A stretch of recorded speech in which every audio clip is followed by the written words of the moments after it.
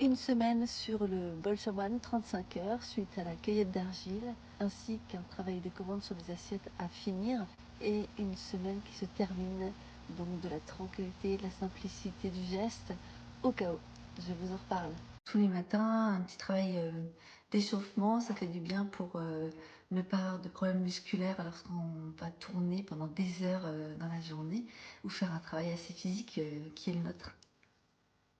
J'ai donc commencé la commande des assiettes avec 2 formes précises qui m'étaient demandées, et j'ai fait donc 2 séries de ces assiettes, donc centrage et répétition de la gestuelle avec le Truskin pour bien mesurer la taille des diamètres et la hauteur des assiettes.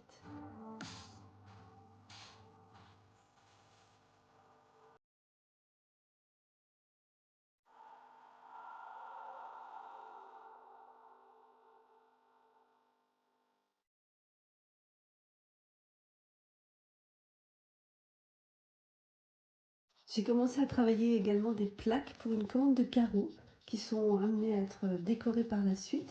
Donc je dois les biscuiter, les dégourdir, ensuite les graiser pour qu'ils puissent être décorés sur un émail. Ces carreaux, donc c'est assez compliqué à façonner puisqu'il faut les tendre de la bonne hauteur avec un lissage parfait pour le décor. Mais surtout, il faut être très vigilant au séchage. Il faut les retourner régulièrement sur des planches de bois pour que ces plaques ne gauchissent pas au séchage puis à la cuisson. Donc la technique cette semaine vue sur un stage en fait, sur 35 heures, c'était de faire un bol, d'en faire plusieurs même, de faire des bols technique shawan pour la cérémonie du thé.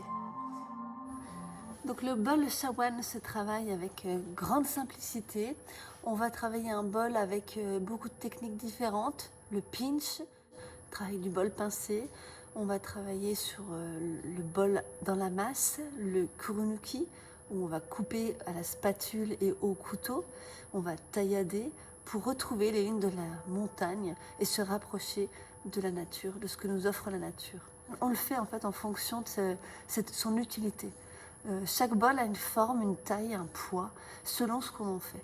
Donc il est important de savoir pourquoi on va faire notre bol et à quoi elle va servir. Donc ces bols ont une taille vraiment spécifique pour une contenance spécifique. On va également les vider. Très souvent, le bol shawan se gratte, s'évide, se tournasse et on va répéter des gestes de tournassage et de grattage. Donc travail à la main, travail de sensibilité, travail de sincérité, travail d'expression qui va être très important pour démarrer la formation sur le modelage et le tournage sur un kerukuro, donc un tour à bois. Le travail du kerukuro, c'est un tour à bois qui permet de travailler une technique de bol shawan en ayant l'axe qui permet une rotation et surtout une lenteur pour la répétition du geste.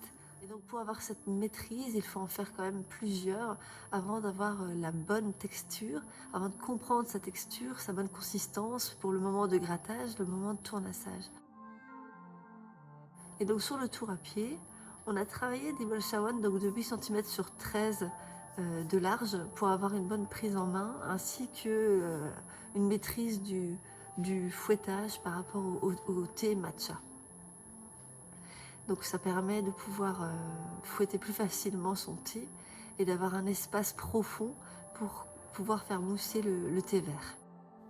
Le tournassage est très important pour que le pied du bol shawan puisse bien s'attraper lors du rinçage et du lavage pendant la cérémonie du thé et le nettoyage de la lèvre du bol. Cette semaine est très très riche d'enseignements sur la thématique du bol shawan.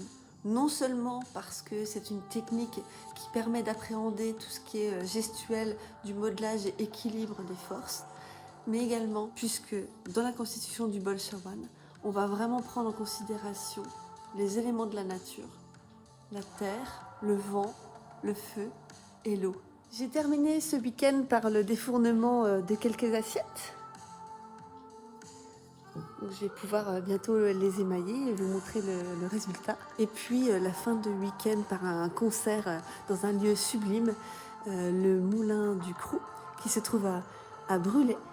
C'est un collectif d'artistes qui travaillent. Ce lieu est rempli de sculptures, de peintures, un lieu d'exposition. à visiter qui est assez exceptionnel.